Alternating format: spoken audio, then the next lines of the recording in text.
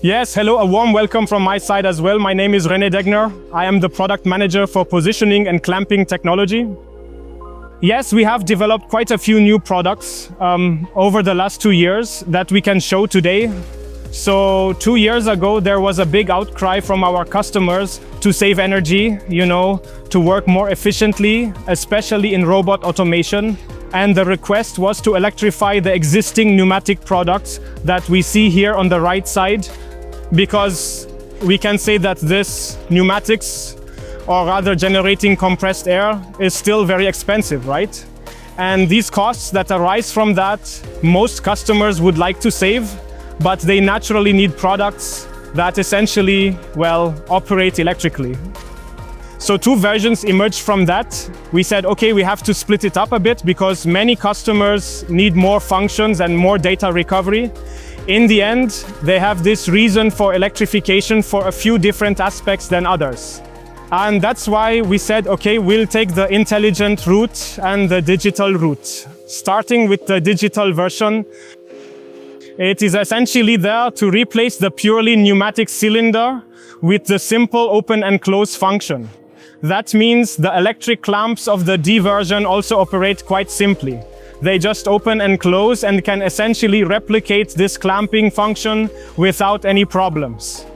Basically, starting at the top, so with the mechanics. The mechanics are basically designed with an enclosed aluminum housing, just like our pneumatic units.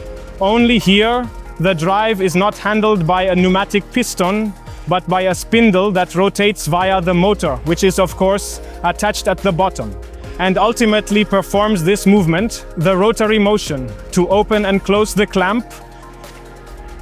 And then we have our standard toggle joint installed here, just like with the pneumatic clamps, to achieve force amplification and to secure the clamp. Basically, we can say that the main function of the toggle mechanism in pneumatic clamps, the toggle locking, is also present here. However, we do not need it because the trapezoidal-threaded spindle installed there provides self-locking. And thanks to self-locking, we can secure the clamp in any position. Now, moving on to the electrical engineering. Here we work with a standard DC motor, like the ones in windshield wiper systems. So, they basically move back and forth or just do a regular rotational movement in one direction, which are then controlled by digital signals. So digital signals mean something like you have a PLC where you essentially have your movement commands. These are sent to a fieldbus module, which in most cases in robot automation finds its place. And these signals are then forwarded to the clamp, in and out. You can just imagine it as up and down, right? Quite simple. So then we have the load power supply. That is simply there to supply the clamp with power because this motor is powered by electricity. Exactly. That is basically the simple version. There are also optional components here to ultimately achieve certain cost savings and save on cable lengths. I always like to call it a power strip. You basically have one long cable leading to the box and can then supply power to up to 8 clamps, let's say using shorter cable runs. Exactly, then there are of course different sizes. So we have tried over the last 2 years to also electrify all products that we offer pneumatically.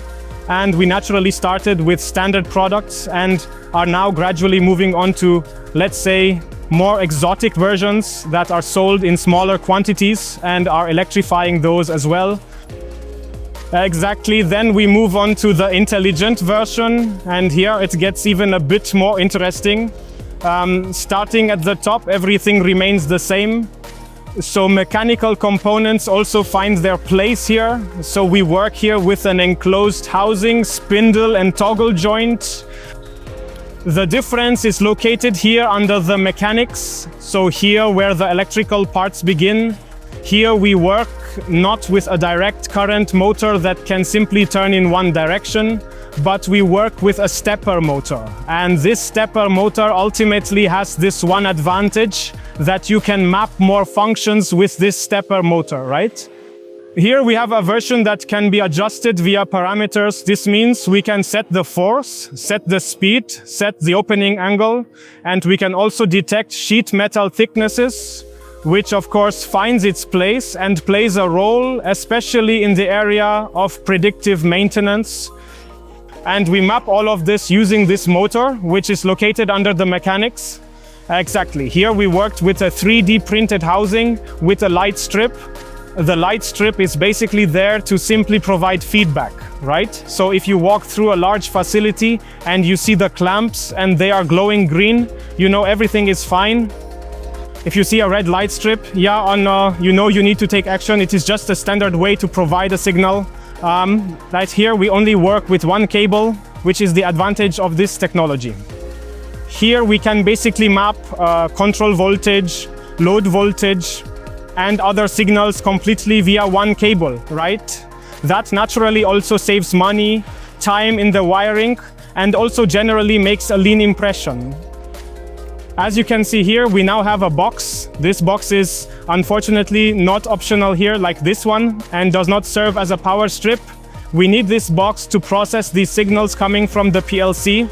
So you have to imagine it like this, especially with this intelligent version, where you work with parameters, you work with bus signals. Bus signals are usually Profinet signals coming from the PLC side, but there are also Ethernet signals and many other examples.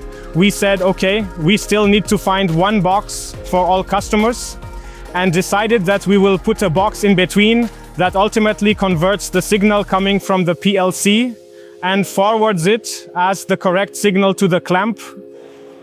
Right, so it is basically a converter box. A conversion box. It is required and can be used here for up to 8 units, and it is available for every standard bus signal that you can find in the systems. And here,